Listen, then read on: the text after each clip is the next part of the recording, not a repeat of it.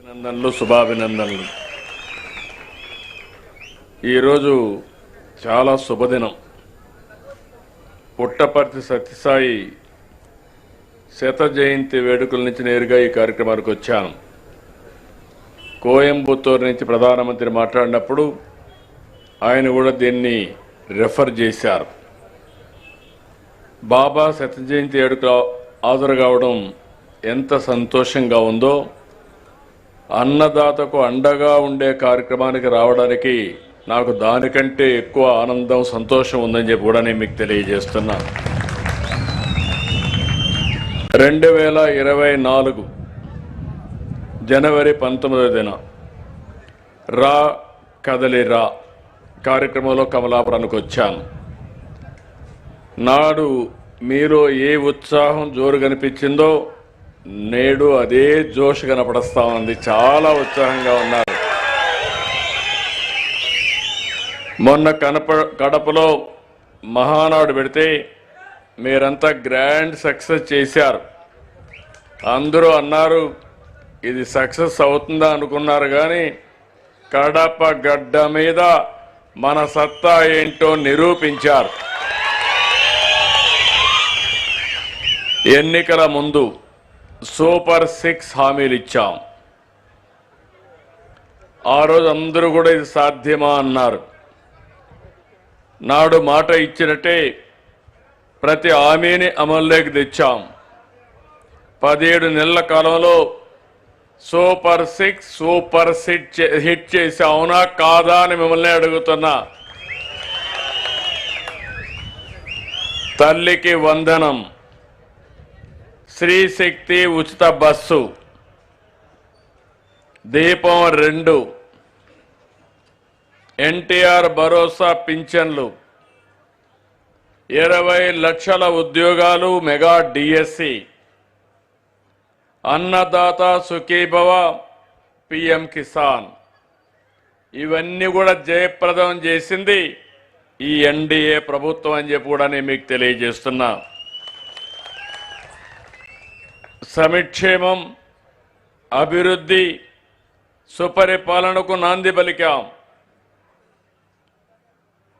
ఈ క్రమంలోనే నేడు అన్నదాత సుఖీభవ 2వ విడత నిధులు విడుదల కార్యక్రమాన్ని కమలాపురం చెనదాసరిపల్లిలో చేస్తున్నాం.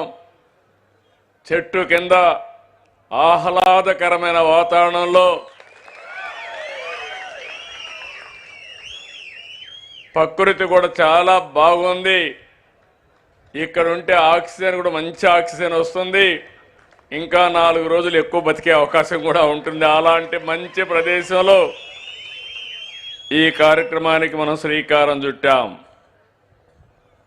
ఈ కార్యక్రమానికి వచ్చిన రైతాంగానికి అందరికీ నేను చూస్తే, ఈ మీటింగ్ చూస్తే టీవీలో కూడా చూపిస్తే కళకళలాడుతూ ఉంది మన మీటింగ్. మీ ఉత్సాహం, మీ రైతు కండువా,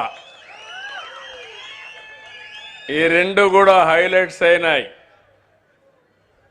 అదే సమయంలో రాష్ట్ర వ్యాప్తంగా రైతు సేవా కేంద్రాల ద్వారా ఆన్లైన్లో హాజరైనటువంటి అన్నదాతలకి, ప్రజాప్రతినిధులకి నా అభినందనలు, శుభాభినందనలు తెలియజేసుకుంటున్నా. అధికార యంత్రాంగానికి కూడా అభినందనలు. రైతన్నకు ఏడాదికి 20,000 ఇస్తామని చెప్పాం. 2వ విడత డబ్బులు ఇప్పుడు ఇస్తున్నాం.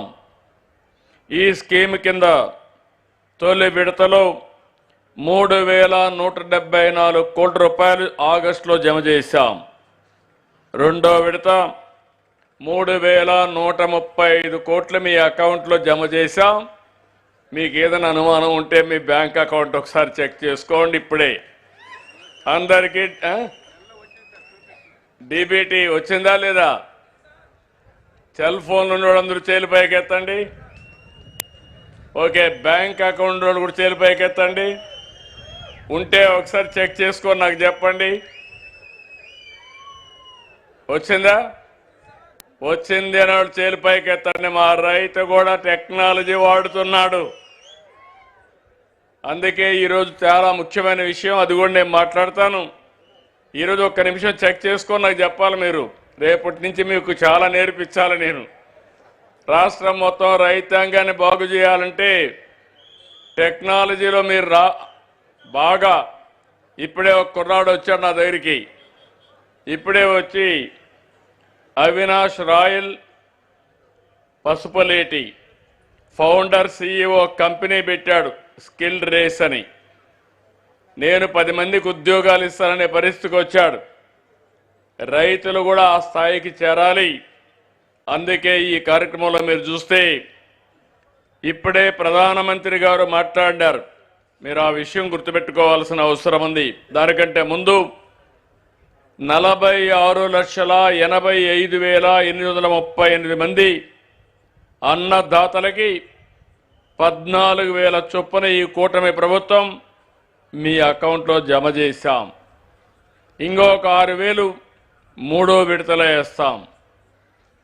మన రాష్ట్రంలో మీరు చూస్తే ఆర్థిక విధ్వంసం జరిగింది, అభివృద్ధి ఆగిపోయింది, వెసులుబాటు లేని పరిస్థితి ఉంది.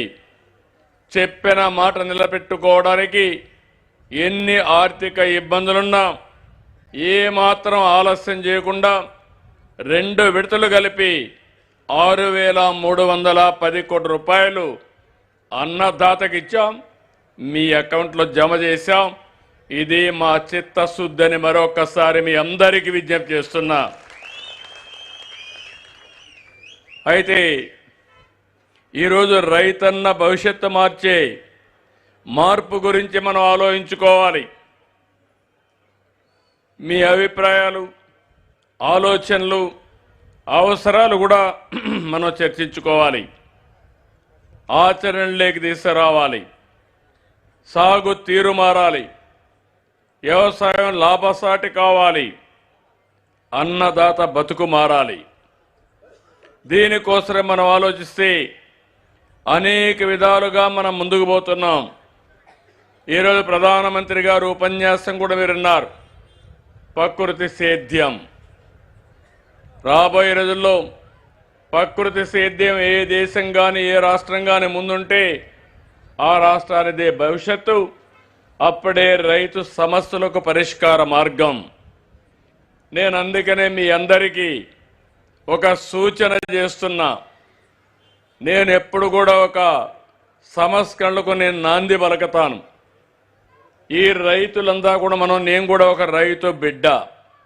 చిన్నప్పుడు మా నాన్న వ్యవసాయం చేస్తా ఉంటే నేను కూడా పోయి సహకరించిన వాడిని.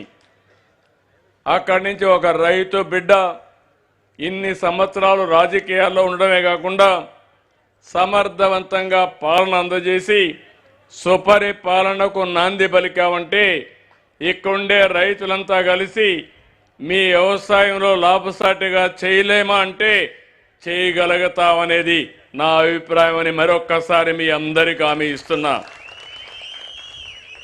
అందుకే ఈరోజు నేను ఒకటి ఆలోచించింది.